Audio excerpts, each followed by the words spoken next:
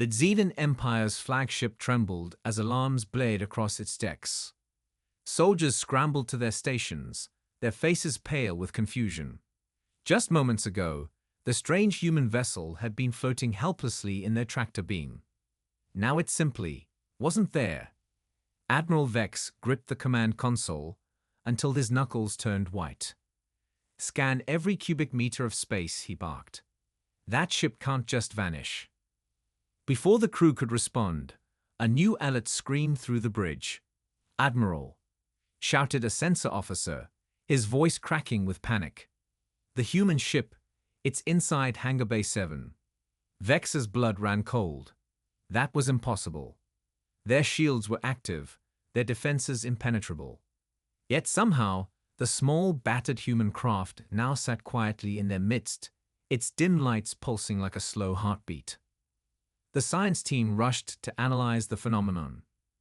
Chief Researcher Krell's hands shook as he studied the data. "There's no energy signature," he muttered. "No warp trail, no ion residue. It's as if the ship simply stopped existing in one place and started existing in another." His translator device struggled to explain the human term he found in their databases: quantum skip. The words meant nothing to the Empire's greatest minds. Vex ordered a full security team to surround the human vessel.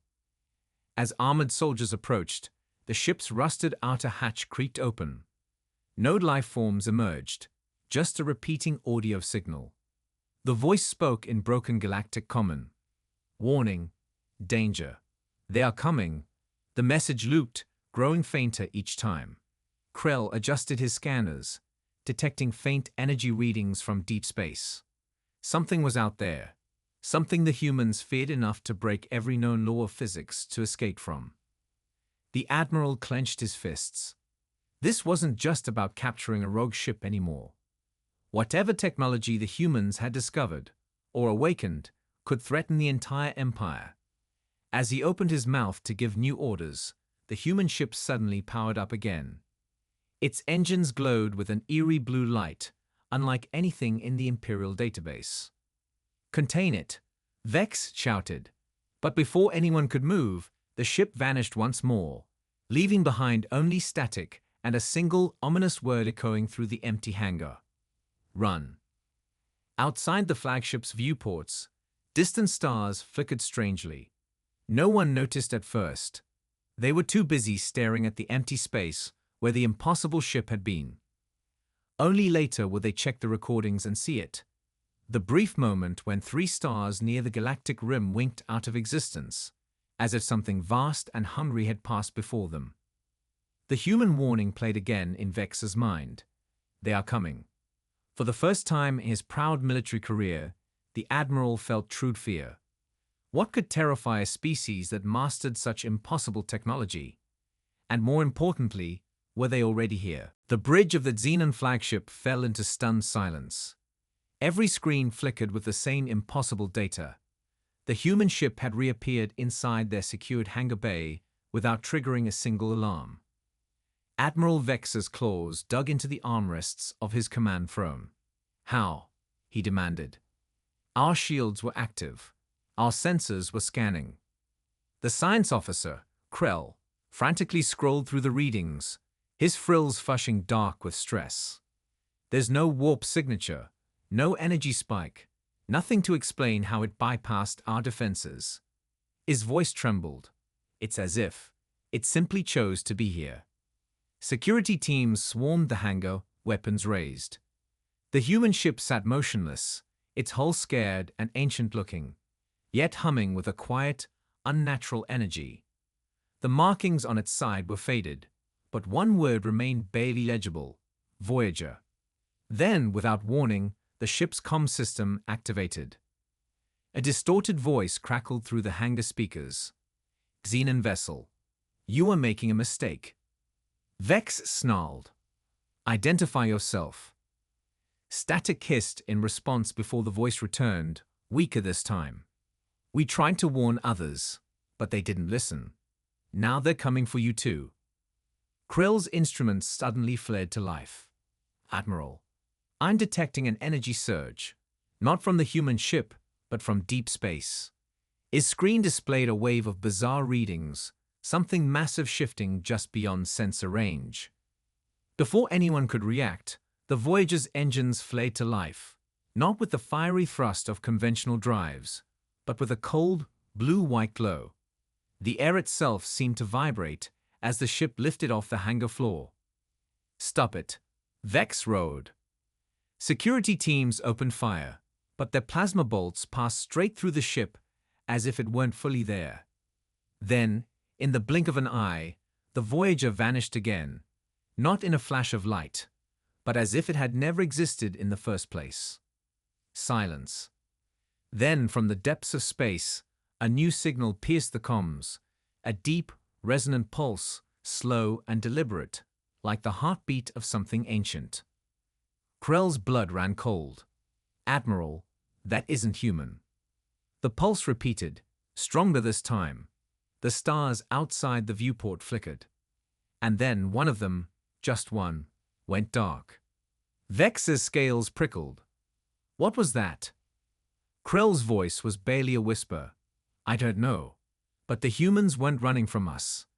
He turned, his eyes wide with dread. They were running from that. The pulse came again. Closer. Louder. And this time, the entire ship's power flickered in response. The bridge lights dimmed as the alien pulse echoed through the ship. Admiral Vex's claws flexed in agitation. "Full scan of that sector," he barked. "I want to know what just made a star disappear." The crew scrambled, but Krell's instruments showed nothing.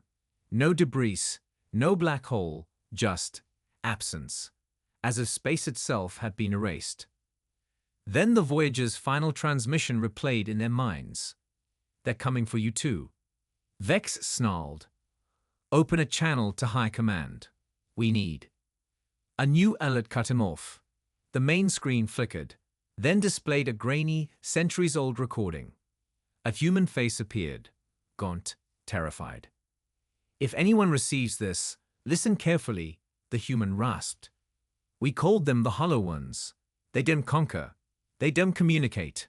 They just consume." The image changed to a nightmare.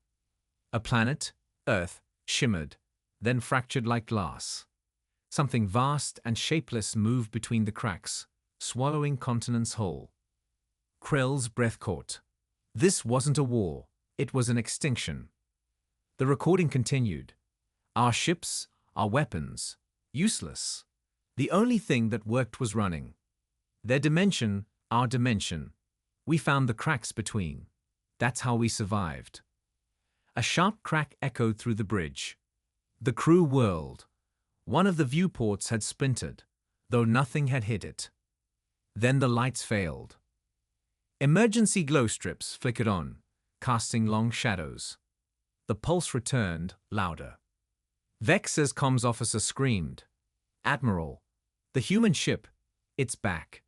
But the screen showed the Voyager, drifting dead in space.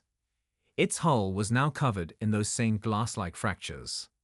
And something was moving inside them. The bridge was so silent they could hear the faint hum of the failing life support systems. Every eye was locked on the viewscreen, where the Voyager hung motionless in space, its hull now webbed with glowing cracks that pulsed like veins. Admiral Vex's voice was barely a whisper. "Scan it. Now." Krell's hands trembled over the controls. "I'm reading nothing. No energy signatures, no life signs. Just," he swallowed hard, "just those fractures. And they're growing." As they watched, a new crack split open along the Voyager's hull with a sound like shattering ice. A deep, unnatural blue light seeped out. Not the warm glow of engines or electricity, but something wrong. Something that made their eyes ache just to look at it. Then the comms crackled to life. Not with a voice. With breathing. Slow. Wet. Gasping. As if something on that ship was learning how lungs worked. Security Officer Drax raised his plasma rifle, his scales dull with fear. "We should destroy it. Now." Vex hesitated. That ship held answers. Maybe even a weapon against whatever was coming. But then the Voyager's thrusters suddenly fired, not pushing it forward, but spinning it violently, like a dying animal thrashing in space. Krill's console exploded with warnings. The fractures, they're emitting gravitational waves. They're not just on the ship, they're... The Voyager screamed. Not a metal stress sound, not an alarm. A voice. A chorus of them, human and something else, howling in unison as the fractures ripped open wider. Then for a single, horrifying second, they saw it. A shape in the cracks. Not a ship, not a creature. A hand. Vast. Twisted. Made of shadows and shattered light, pressing against the inside of reality itself, as if testing a wall for weakness. The image lasted only a heartbeat before every screen on the bridge burst in a shower of sparks. The Voyager went dark again, but the fractures kept spreading, now snaking through empty space itself, reaching toward the Xenon fleet. Drax didn't wait for orders. He fired. The plasma bolt struck the Voyager dead center, and stuck there, sizzling in midair as the fractures bent around it. Then, with a sound like a mirror breaking, the bolt reversed course and shot back at them faster. It punched straight through the flagship's shields and tore a hole in the hull. Alarms wailed as atmosphere vented into the void. Vex grabbed the comm. All ships, fire on THAT. The Voyager moved. Not flying, not teleporting. Folding. 1 second it was there.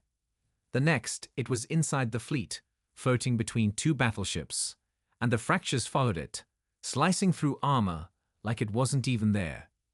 The nearest ship's engines flared wildly before detonating in a silent fireball. Krell was hyperventilating. They're not running from us anymore. They're running toward us, using us as bait. The breathing on the comms grew louder, closer. And then, clear as starlight, a word formed in the static. Hungry. The lights went out. The pulse returned. And this time, it had a taste. The flagship's bridge plunged into chaos as emergency lights flickered on, revealing a scene from nightmares. The fractures in space had spread like spiderwebs across the viewports, pulsing with that same unnatural blue glow. Every screen showed static except one, a frozen image of the twisted shadow hand pressed against reality itself. Admiral Vex's comm crackled with panicked reports from across the fleet. Engines non-responsive. Shields failing. Sir, the Dawnbreaker just. The transmission cut off as another battleship vanished from sensors. Not destroyed, not disabled. Gone, like it had never existed. Krell's voice shook. They're eating the space around us. The rules of physics, they don't apply here anymore. A new sound began, a deep, resonating hum that vibrated through their bones. The Voyager reappeared directly ahead, its fractures now wide enough to see inside, and what they saw made even battle-hardened warriors whimper. There were things moving in the cracks. Not ships, not beings. Concepts given form. Shapes that hurt the mind to perceive, shifting masses of angles that shouldn't exist, shadows that moved against the light, geometries that twisted in impossible ways. And they were reaching. The human ship's comm activated one final time. The voice was barely recognizable now, half human and half something else. You should have listened. You should have run. Then the Voyager shattered like glass. But the pieces didn't float away. They multiplied. Hundreds of fragments, each showing a different broken reflection of the Xenon fleet. And in every reflection, the shadows were closer. Drax screamed as the nearest fracture suddenly stretched toward him. His arm passed through it, and came back changed. His scales rippled like liquid, his fingers elongated into impossible lengths. He collapsed, his body spasming as it tried to exist in 2 dimensions at once.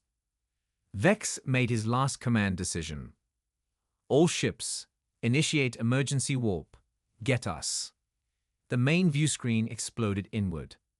Not from an impact, because space itself folded. The Admiral had one final glimpse of the creature emerging, a towering mass of fractured light and screaming void, before the bridge twisted. Metal stretched like taffy. Consoles melted into floors.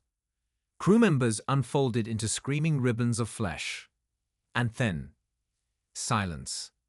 The Xenon flagship was gone. Across the sector, stars began winking out, one by one, until only Earth remained, and the fractures turned toward it.